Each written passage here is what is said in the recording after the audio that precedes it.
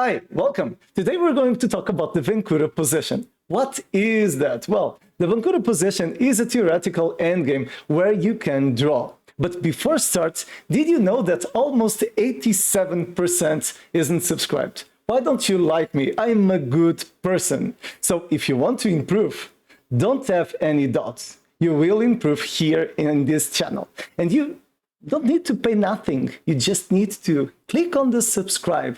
You will be happy. I will be happier. And we will walk together in this chess road and we will improve a lot. So join now, click the subscribe, push the like button, and please comment below. Let's be happy. So continuing, well, the Vancura position is a very interesting position where we can draw.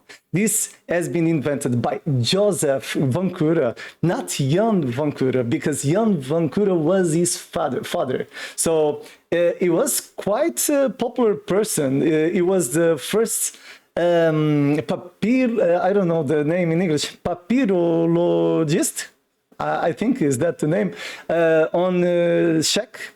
But this was the father. So on the internet, a lot of persons do this confusion because the person that published this study is Joseph, is the son. The son at just 23 years old when he died. So it's a shame because the Vancura position is applied nowadays. And how can we draw this position? Well, simple. We need to follow some rules. First, the defending king needs to be near the corner because after the pawn advances, we don't want the rook to give a side check. So it's important to be at the corner, okay? Second rule, we will want to give side checks. Third rule, we don't want the king to be at the path of our rook, or else we can lose this game. So it's important to be the king far away from the pawn and near the corner, okay? And last rule, we will want to push this rook after the pawn advances to a7. In this case, we will want to push the rook to the file. It doesn't matter the square, but we want to have the rook always far away from the opponent's king. So how could we play this position? Let's see. So after king b5, we will give side checks. So check, check, let's go, check. And now the king is attacking the rook. So we need to be careful. So it's quite easy. We will give again a check, and if the king goes here, we will play rook to b6. We don't need to be afraid of this move because we just play, for example, rook a6, and if the king goes here, we will push the rook to a1 and we will give checks. So it's quite simple. And if the king goes again, well, this is an easy draw because we will continue always, and if the pawn advances, we attack the pawn, and very important, you don't want to put the king here or over there because of the checks, and the pawn will advance and we will lose the game. Next, I will show you an example of a lost position. And on the famous games, I will show you 3 Vancura positions well played and 2 failed defenses. So you will want to be here until the end. So here, king, rook, and now it's quite simple because, well, this is draw because this king cannot go in front of the pawn and, well, it's an easy draw. So very, very, very simple. Of course, we've seen, I'm going to show again, we've seen that with the side attacks and after the advancing of the pawn to the 7, you don't need to be worried because you will always have checks. So in the next example, I will show you a position where white is completely won. What is the difference? Well, we failed in one rule. The king isn't at g7. So if white plays, he can just advance the pawn. And this is already won. Why? because he's threatening to play rook h8 and then give check. Of course, this move is a threat, and if the rook goes here, I can just advance. So it's quite simple. Here, for example, rook checks, king, rook, king, rook, king. Of course, this is possible too. But, well, just to show, rook, and it's done. After check, the king can play like that, and the advance will win, because, of course, rook takes, and it's over. So, for now, we've seen that the Vancura position, it's quite simple to play, but it's important to know. So you want to give side checks, you want to have all the conditions to apply these Vancura positions. But I want you to be a master. I want you to be a stronger player. So next, I will show you how the resume with everything. So first rule, you want to attack the pawn from the side, from some distance away, preventing the opponent king from finding cover from checks. Second rule, the defending king must be on the opposite sides of the rook as the pawn to prevent blocking the attacks. We talked about that.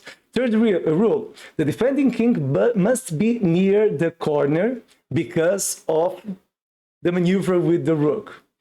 Fourth rule, the black rook moves behind the black, or the defending, behind the pawn as soon as the pawn moves up to its 7th rank. We want always to create pressure on the pawn, okay? Very important. And important too, because you will find on the internet that the creator is Jan Vancura. It's wrong. The creator is Joseph Vancura. Person that died with 23 years old, is the son of Jan. But because of the reason that Jan published the studies from his son, wrongly, the person say that Jan is the author. It's wrong. The author is Joseph Vancura. So now I'm going to show you some examples from famous games. So we will see 3 maneuvers that have been played correctly and 2 maneuvers that they have failed the defense. So this will be good for all kinds of players and all levels. So the first one has been played by Nakamura. I have 2 positions that have been played by Nakamura. I don't know why. It's, well, so let's go. Here, I need to change the position. Sorry. Now it's correct. It was on Portuguese. So Nakamura is playing this position with white, and Rajabov is playing with black. So we want to play here the correct move. What is the correct move for the black player? In reality, we just have one correct move. So, of course, this pawn is advancing in this direction, and we need to solve this exercise. What is the correct way of defending this position? Well, because of the fact we need to create pressure on the passed pawn, this move is the only way to draw this position. So this happened on the game, and after rook to a8, important, the rook is in front of the pawn, so we can apply Vancura. What is the next step? It's quite simple. We can already play king to g7 to push the king to the corner. But here, okay, black has played like that. So Nakamura has played rook to a5. And after king g7, and now we have Vancura position. He has played rook. Exists several ways of playing that, and important, the king needs to be at the corner, and we want to create pressure on the pawn. Now it's time to do the side checks. Let's go. So king at the corner. Of course, here Rajabov knows that this position is completely draw, so he doesn't want to advance the pawn. And after that, of course, rook takes, rook check, and this is completely draw. So a very nice technique by Nakamura and Rajabov. In the second position, we are going to see a very interesting game too. It has been well played, and playing with the black pieces, we have here Levon Aronian, and with white Magnus Carlsen. So let's go. So here are the position, and here the last move has been this one. So Carlsen has played rook to a7, and now it's important to see what is the defense, because this position isn't easy, because we want to find a Vancura position, but we are losing by several pawns. So this isn't easy. And well, Aronian has found the idea. The idea is first to take the pawn, and of course we need to be careful because this king needs to be near the corner. So first he played rook to b5. It's always a move. And after the advancing of the pawn, he has played rook to b6 to create pressure on the passed pawn. Here, the white player has played king to g8. Of course, Carlsen knows this probably is a draw, so he doesn't want the opponent king to go to the corner. And here, of course, rook check. It's important because you want to push your king to the corner. After king to f7, he repeats the move. And after king to e7, now let's go with king g8. Important.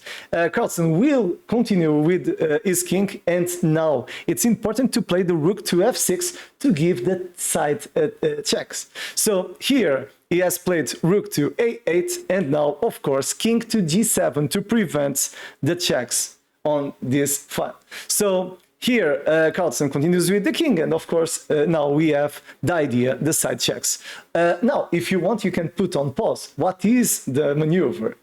It's simple. We just continue on the same rank. So here white gives check, and let's continue. And after the advancing of the pawn, this could be a terrible blunder because we don't want to push our king away from the corner. So here the correct way is to put the king on h6, and after king we, of course, this works too, this check, but he has played rook. It doesn't need to complicate the position.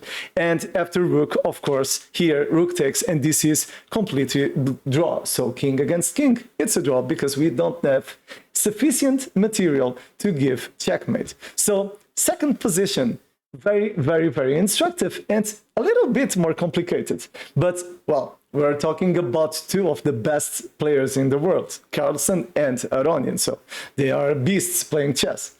In the third position, we are going to see another game from Nakamura. And in this game, we have David Howell. He is a commentator on Chess 24. And Nakamura is playing with black. So this game has been played at Gibraltar on 2015. And this will be very well played too. So let's go. Here, the last move was rook to h1, and we need to find the idea for white, for David Howell position. So this is simple. The first move, it's very important to find. Of course, well, here, first we need to push the king to the corner. Very important. Next, he will advance the pawn. Easy stuff. And we want to give side checks. This is possible too, so any problem with that? So here king, and let's go. We want to push the rook here because we want to continue with the side checks. So this continues with the advancing of the pawn, and let's start with the checks. So check, and now let's push the rook because the rook needs to create pressure on the passed pawn. After that, of course, here David Howell has played king a1. Any problem with that? And with b3, I probably would have played to b3. It's the same. It's the same stuff. So he has played rook, king to a1, and after rook, the game is draw because, of course, Howell knows this is draw, and Nakamura knows too that this is completely equal, so they don't need to lose their time. So we've already seen the definition, and we've seen three famous games that have been quite well played. But sometimes the opponents just don't know the theory or cannot apply the theory. So to finish this video, we're going to see two tragic comedies. So the first one has been played on the US Championship, the Women US Championship, on 2014. So in this game, we have playing with white Irina Krush, and with black, let's see if I know how to say this name, Tatev Avrahamian. Okay, I think, yeah, I think it's correct. So, of course, Irina Krush is playing with white. So here, the last move, it isn't an easy position, but the last move was this one. And this is an exercise for strong players, because I'm not sure if I would play the correct move in this position, even because I don't know what was the time control when they reached this position. Here, the defending player Tatev has failed the defense, and she has played king to g8. The idea isn't this one. The easiest way to draw this game is just to not play the king, but play the rook. Rook check would force the rook to go to b8.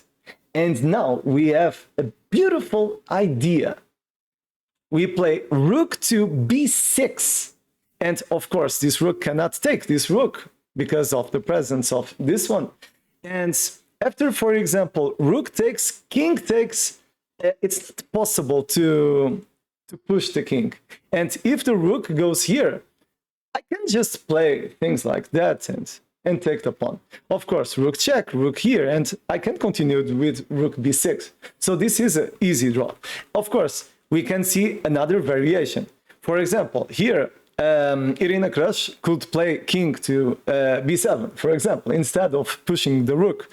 But yeah, it's not easy because we can do perpetual checks. So because this rook is preventing the king to run away. So after, of course, this one could lose the game. So this is necessary. And after this move, the game is an easy draw. Just to show, of course, after Tatev played the king to g8, the game will be a victory for white, because after the advancing of the pawn, this will be too complicated to defend.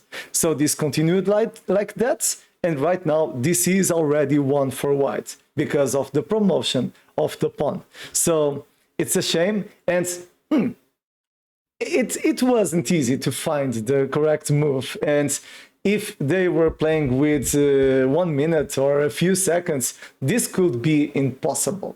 So the last position is a tragic comedy too, and has been played a few years ago at 1954. And well, this has been played by Eric Ruben Londwin, and his opponent was one of the best players on those days, is Wolfgang Unzicker. So, well, Unzicker was playing with white, and London was playing with black. And the last move has been this one. And again, this isn't the easiest position to play. And of course, we have several pawns. It's complicated to evaluate this position and to reach the conclusion that this is a Vancura position, or we can reach the Vancura position. The idea is quite simple.